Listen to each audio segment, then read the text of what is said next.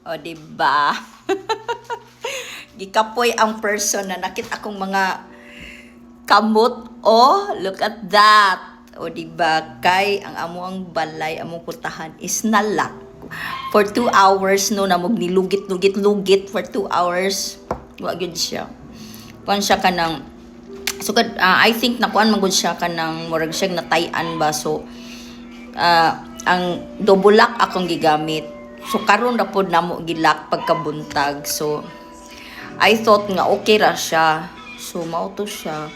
Kanang dili na siya mo gahi na kay Bob. I think natayan siya. So, for 2 hours no, deha sa may sa gawas. So, nangita na may og rescue para lang yung may kasod. So, mauto siya. Giguba na lang ang door. I mean, ang lock. So, amo na lang gibungkag kaysa dili ni makasulod. So, mura to siya. Makaluya. Hay! Makaluya. So, for mga unta, I have Aloha Burger. Lami siya.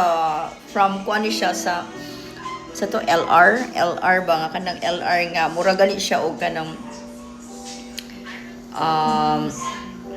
mura siya o kaning mura siya og mag inasal style ba. Barato ra siya and then anli na pod ang ilahang kuano. Then lami ang ilang halo-halo. Highly recommended ang ilang halo-halo and then the Aloha Burger. Lami kay dagko ka siya patil. Look at that, o di ba? Kumano siya? Naluya jud ko. Promise. Dako iyang patty sa LR lami. Promise. Kuan siya with fries. Barato ra. And this is my, mauna lang na siya akong dinner. And then, lami.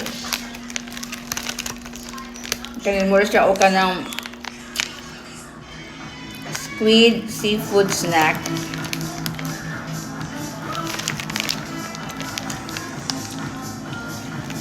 Spicy. Actually, kanina siya kaya na-try nila ko siya kaya kuan bakat nung sa actually Thailand man siya. Thailand style. Thailand or Vietnamese style. Yun ano ba? Lami. Squid. Lami siya. Medyo tamis nga halang-halang. Saan na? O diba, kapoy kaayo, naluya jud ko promise. Nanakit ako mga